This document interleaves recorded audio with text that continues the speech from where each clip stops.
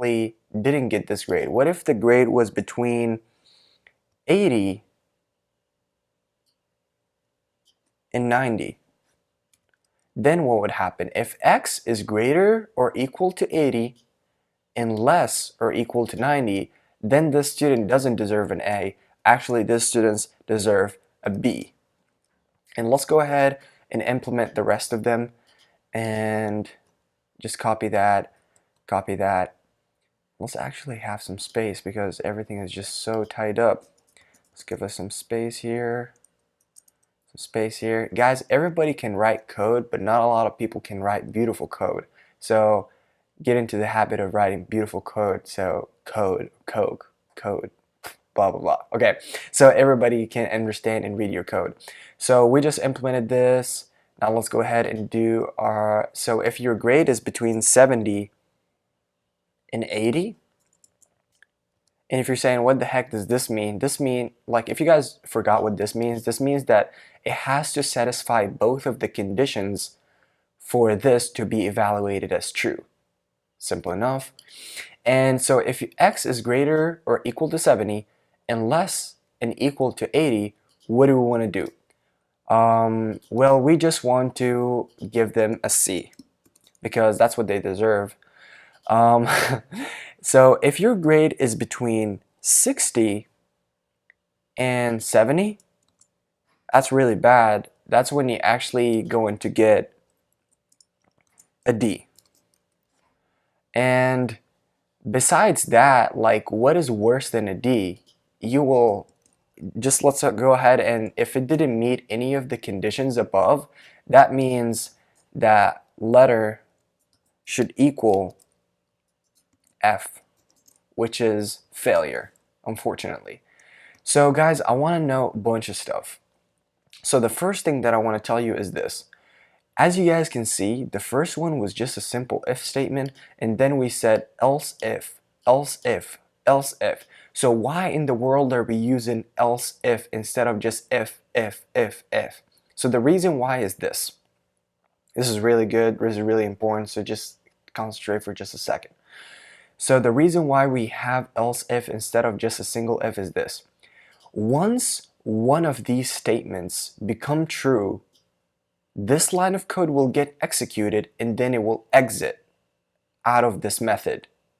So one of these must run,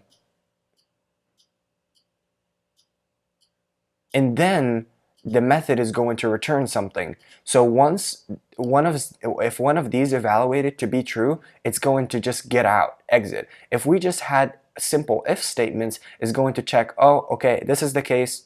Oh, okay, this is also the case, so change the variable. But if we have else if, it's just going to check which one is true. So if this is true, okay, I'm just gonna leave.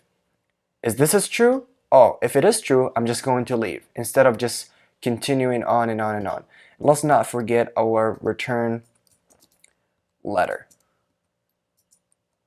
So actually guys, we can implement return letter here, return letter here, here, but this is actually better, like just to look at it, and it's just more beautiful, I think, to just put one return statement instead of putting a return statement here, here, you know, just have one variable and return it once. I mean, that's what I think. It's cooler. It's just up to interpretation. So I think everything looks nice and beautiful as I expected. And let's go ahead and run that and see if we don't have any errors. Hopefully we don't, because it will be super embarrassing. And if we went ahead and typed in 50, let's go ahead and 50, that's failure.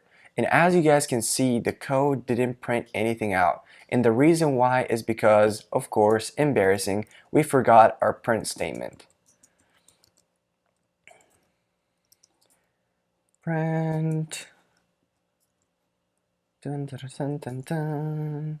Dun, dun, dun, dun, dun, dun, dun, dun.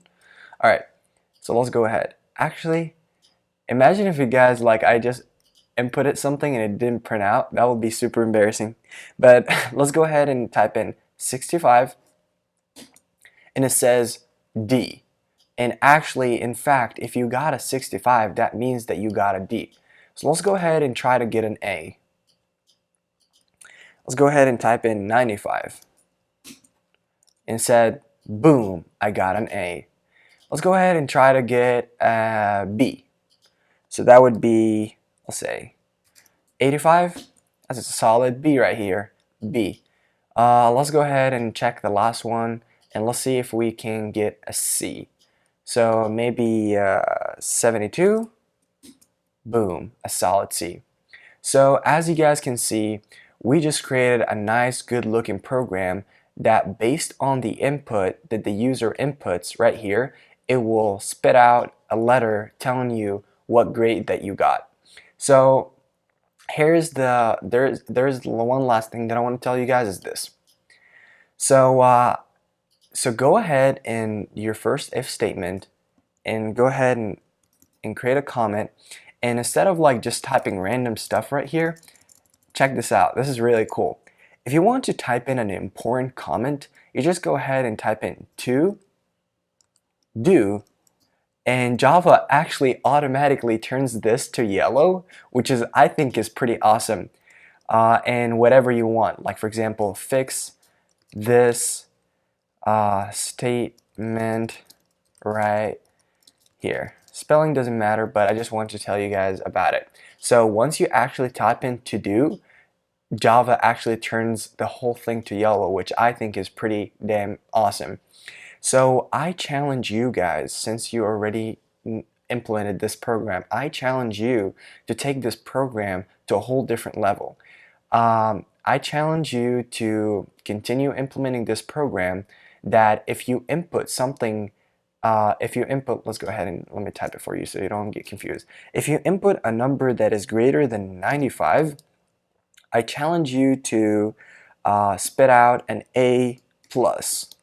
And if you input a number that is less than 95 and greater than 90, I challenge you to output an A minus.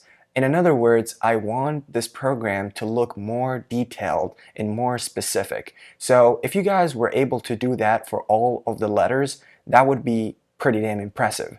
So let's just go ahead and delete that. So thank you guys for watching. Don't forget to subscribe, and I'll see you next time.